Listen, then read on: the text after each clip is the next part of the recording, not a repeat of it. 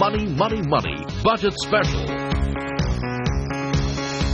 Hello and welcome to Money, Money, Money. It's that time of the year again when the entire financial world as well as individual investors look towards New Delhi to get a sense of the government's fiscal and financial plan for the economy. Yes, we're talking Budget 2016 and Finance Minister ARUN JAITLEY surely has his task cut out this year as he tries to strike a balance between boosting growth and keeping India's fiscal health in good shape. So what can you expect from the budget and what's the year looking like for your finances?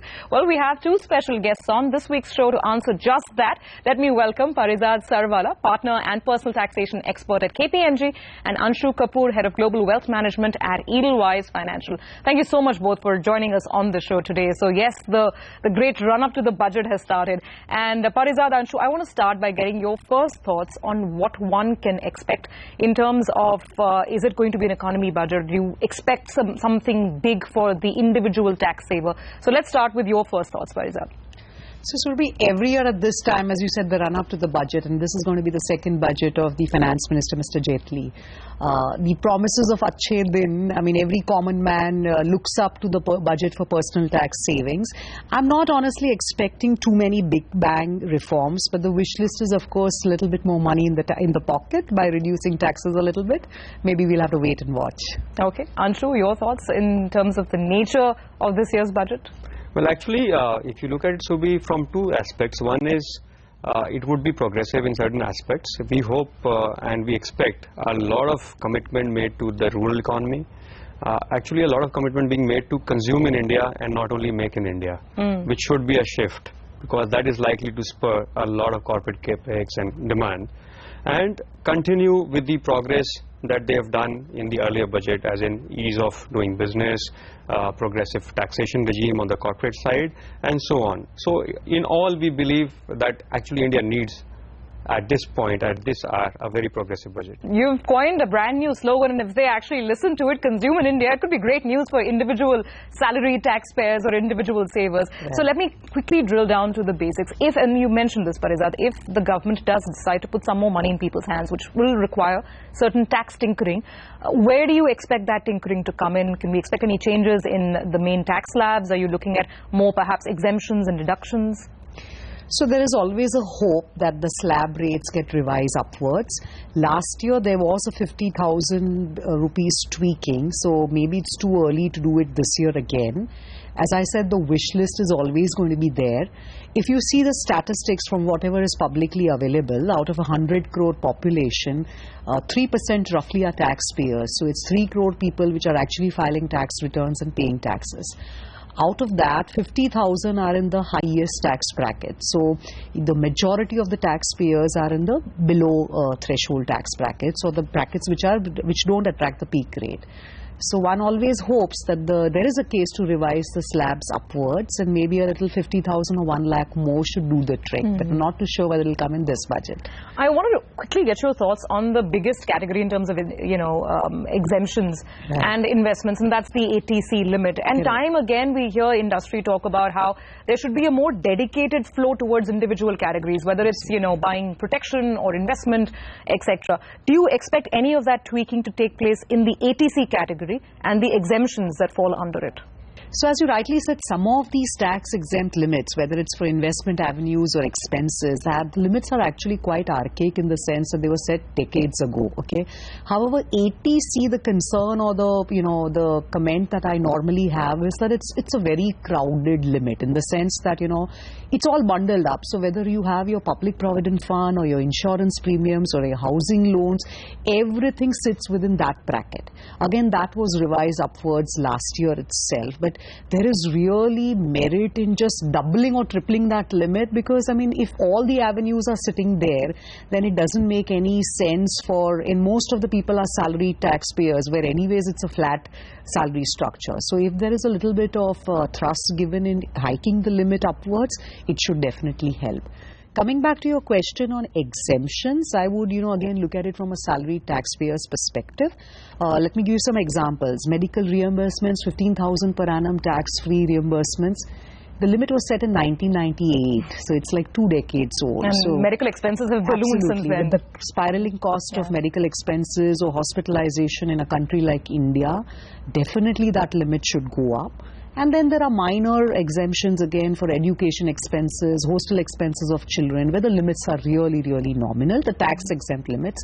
Hopefully they should be revised upwards. But medical, definitely there is an urgent need to revise it. Okay. There has also been some talk, and Anshu, your thoughts on this, of in some way taxing the rich all over again. The wealth tax was abolished last year, but one hears of things like estate duty, etc. I mean, how would you look at, how the HNI segment, which is what you deal with very closely, is approaching this budget? Do they have any expectations at all?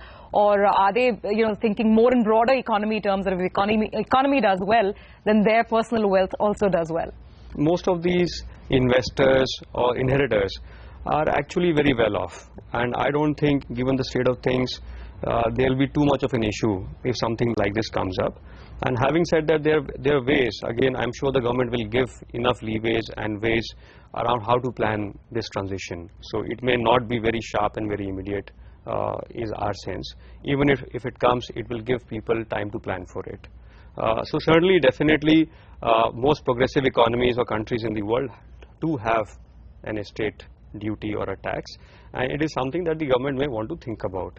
But I don't think it will be a game changer from a revenue perspective. For the government. Sure. There may be other avenues for the government to garner resources. So this could not be one of the foremost priorities for the government. Parizad, if we do get something in the form of an inheritance tax or an estate duty, etc., what is the kind of range that perhaps the market, the industry and individual taxpayers might digest? What kind of norms do we see in terms of international practice? See, the precedents, let's take from an India perspective. Like, the last time the estate duty law was there was in 1984 or 85, where the value, it was around 85% of the assets inherited. Which is quite massive, 85% really of the asset value. Personally, I don't think that, this estate duties or inheritance tax is going to be introduced in this budget, because there were a lot of talks on this last year. And if you see the last year's budget, wealth tax itself was abolished because, the statistics indicated that only 1,000 crores was being collected. The cost of administering the wealth tax was far more than the revenues collected.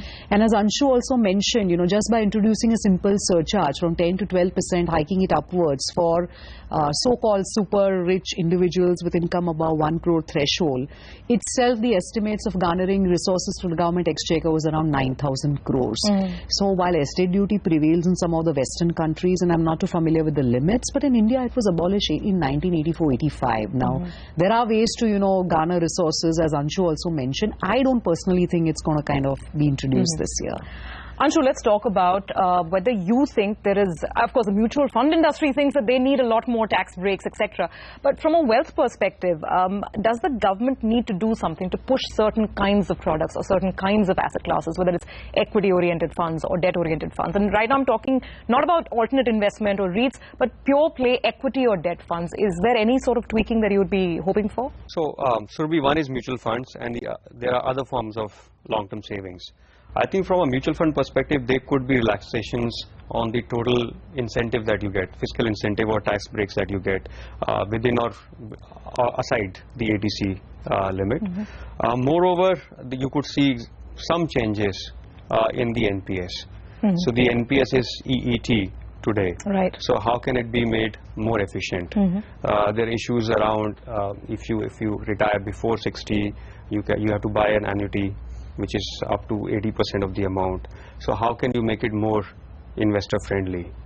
There could be certain changes around infra bonds. So we could see some changes around fiscal incentives being given to infra bonds as a category. Sure. So a lot of changes, but this may not be very transformative in nature. The final category that could emerge is the REITs. And that could be very transformative. It has been introduced earlier, but as a category of investments, if you're able to give or able to ease out the process around taxation and transfer of charges and all, that could be very, very transformative. So we'll just hold that conversation there for a second. We're going to delve a little deeper into instruments like REITs and what the government might do or should do to spur more investment into them. After the break, stay right there. Money, Money, Money Budget Special.